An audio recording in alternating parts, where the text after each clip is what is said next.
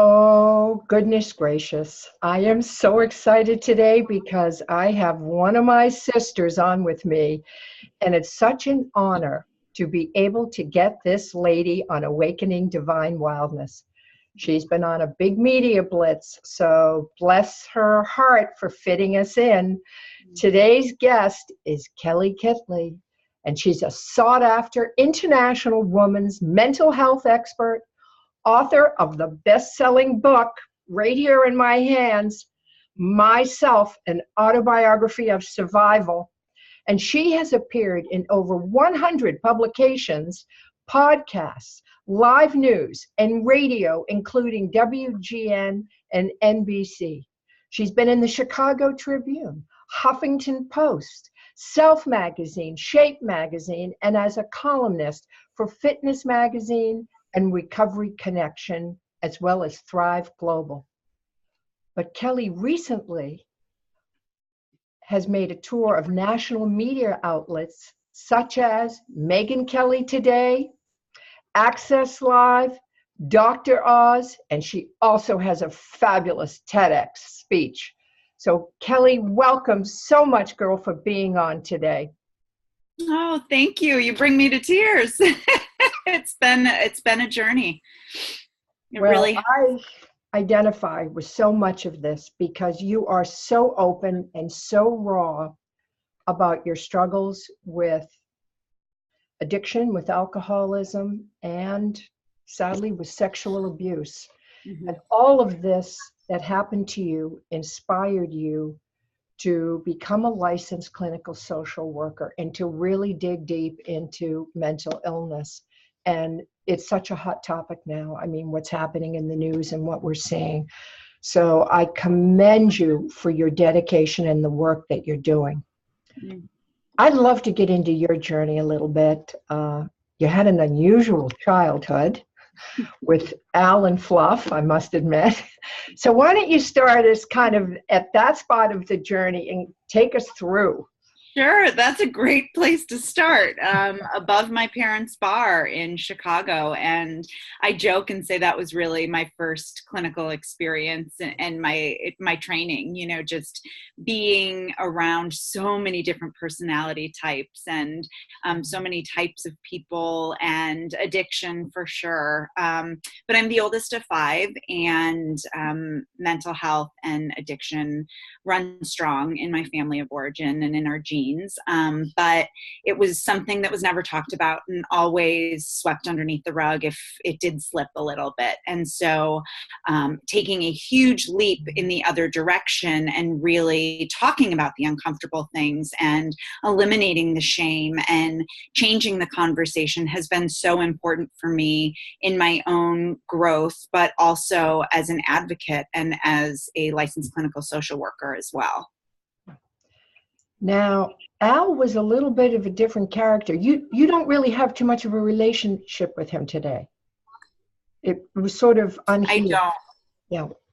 Right. I did see him. My youngest sister got married in November of last year, and I officiated the wedding, and he was there. And, I have come to a place of healing and acceptance. Although when I do see him, it stirs some of that stuff up, no matter how far along we have come in our healing process. But I thought it was very Al to offer me a drink at the wedding, having known I haven't had one in over 5.5 years. So it just kind of gave me a laugh and thought, yeah, pretty typical. As a young woman, you really sought validation from him. It was so important to you. Why do you think that young girls, they do that with their dads, that they need to have that approval and recognition? Well, I think it's such a natural connection that, younger girls have a tendency to attach to their fathers. I think it's just, it's something that I can't quite explain, but just a very natural relationship that can oftentimes develop where we have a tendency to attach with our mothers a little later in life. It's like that infancy stage and that toddler stage, we attach with moms, then we kind of separate a little bit, attach more to dads, and then kind of, at least in my experience, and I know typically speaking, but I wanted his attention, and I wanted validation, and I wanted to be recognized and seen. And I, with many years of trying to seek his approval, I recognized no matter how big it was, whether it was an accomplishment, an achievement, a experience that I had, those things still never got his attention. So it really didn't matter. He was kind of an odd cat, wouldn't you say? He was a little different guy. I mean, reading that he would be laying around the house and open robe and whatnot, I mean, didn't create any angst for you as a young girl? It was so my norm that it really didn't create. It started to create that, when I was 16 and my girlfriend came over, and it was like, oh, don't mind him. But he is so well liked by everybody, and really is a character, but has such a narcissistic personality, that, he really does only think of himself. And so if he feels like laying on the couch naked, in a robe, on a Saturday afternoon, well, he's allowed to do that, regardless of how it may make other people feel. And his response when I have, called him out on that when I was in high school was, well, if they don't like it, just don't have them come over. Yeah, sure. Why not? Makes sense to me. Yeah. Because at a very early age, I don't even think you were 13, you were like 12, dressing up for older boys. You had this burning desire to, meet older boys, hang out with them. Mm-hmm. And so I was wondering if that was maybe fueled by your relationship with him, or just you were just sort of ahead of the game. I'd say 90% fueled by my relationship with him. But, as I describe in the book, I was described by other people as big for my britches. And I did always feel older than my chronological age. And, I think that was a result of hanging around with adults as a young child, in the bar industry, as well as just feeling like I was born into the world as an old soul. How old were you when you had your first blackout? Because when I read this part, it was so much like my own journey. And you were very young when you had your first blackout. Yeah, I was 12. I mean, I had my first blackout the first time I drank. So that was pretty scary. Yeah. But I also thought that that's what happened when you drank. So I replicated that almost every time I drank. I thought that's how you were supposed to drink. I was a teenager, and alcohol just got its hooks into me, boy. It made me, I was very tall, very thin, taller than everybody else, was subject to a lot of criticism and bullying. So that alcohol led me to believe that I fit in perfectly. It gave me such courage. And wow, it just made me feel so good up until my mid-20s. And then it started to change. Sadly, you went through quite a journey with your alcohol, and it took you to some pretty dark places. Why don't you share with us, what happened as you were coming home one night? You were leaving where you had been working, and attacked. I'm sorry, I lost you. My computer froze. Oh, that's quite all right. We have those things happen. So why don't you share with us what happened to you one evening when you were coming home from work, from the bar that you were working at, and what happened? Yeah. So, the bar industry is in my blood. My grandfather owned a bar. My father owned a bar. My parents met at a restaurant. My husband and I met at my parents' bar. A lot of good things came out of the bar, but I was working at a different bar than the ones that my parents owned because it had an outdoor patio and it was really busy during the summer. And that's how I was able to pay for my education. I today still feel so proud of that I was able to pay for my undergraduate and graduate degrees in cash. And that was from working at a bar. And one night in May, about 18 years ago, I was walking home and it was 8:30, 9 o'clock at night. And I was just a few blocks from where I lived.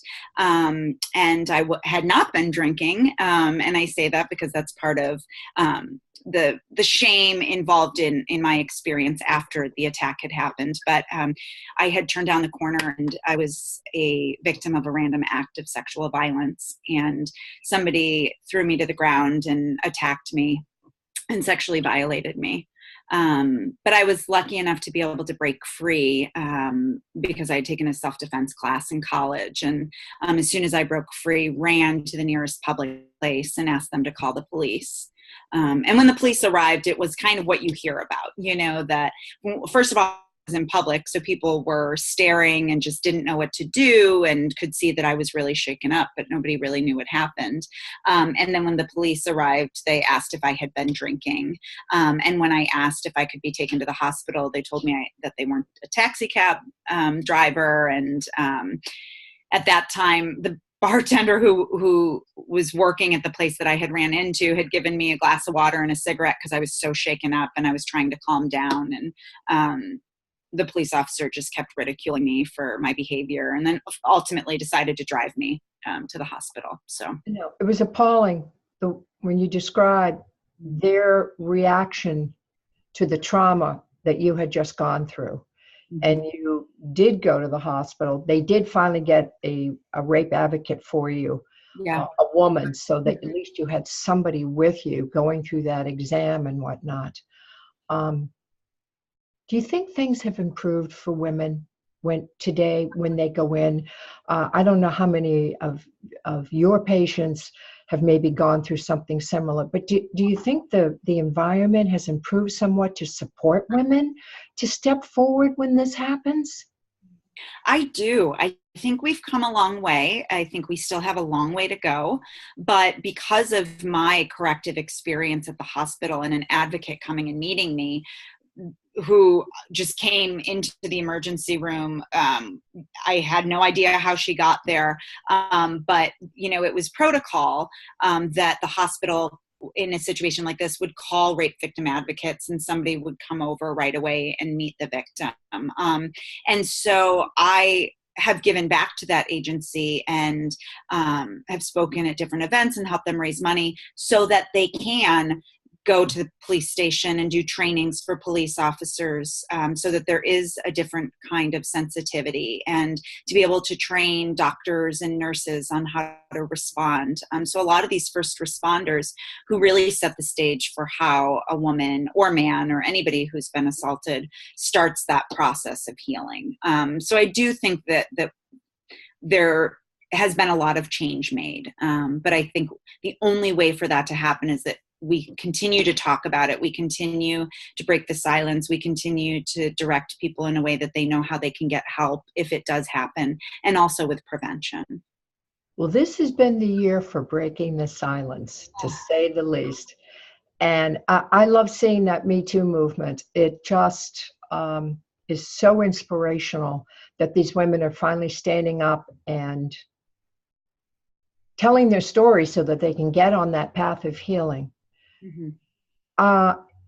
From reading your book, you suffered greatly from that experience, and you lived with an element of fear and trauma that went on for some time. Mm-hmm. How do you help women today? What do you recommend to somebody that this happens to? How do they start that path of healing and forgiving themselves in many cases, because you blame yourself that it happens, and being able to let go of the experience so it doesn't control your life? Mm-hmm. Well, that shame word is so triggering, and everybody can relate to that, because no matter what your experience, everybody has experienced and it's horrible.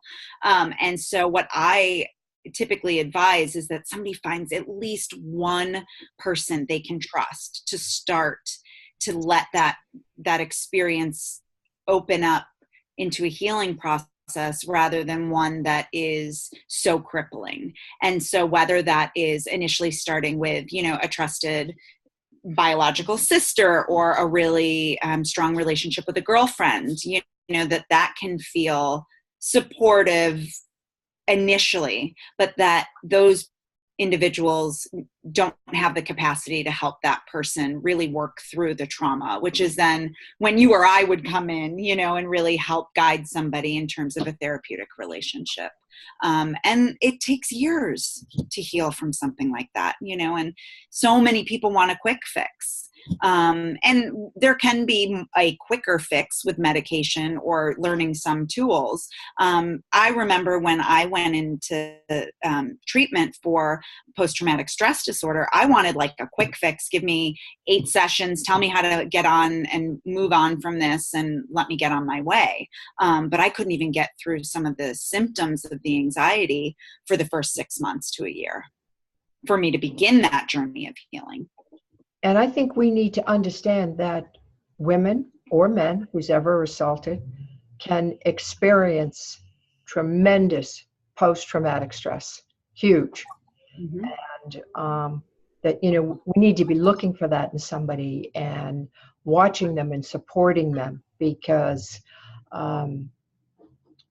if undetected and not treated, then it can lead to even probably a deeper mental illness, going forward on their path. Or, self-medicating with substances. I mean, that was something that was huge for me. I mean, we talked about my drinking, and when it started, but really traumatic experiences throughout my life is when my drinking would get worse, because it was a way for me to numb out. It was a way to help me sleep. It was really something that, I felt like I didn't have any other choice, but, a substance that would numb me and help me not feel, and would shut off the reoccurring nightmare of what had happened to me that night. Awful. Mental illness, there's so much of it now in the news. And how can we, as family members, as friends, what should we be doing to look at the ones that we care about and look for warning signs, look for signals? What recommendations do you have? I mean, I'm thinking specifically of the 2 famous people that passed last week from suicide.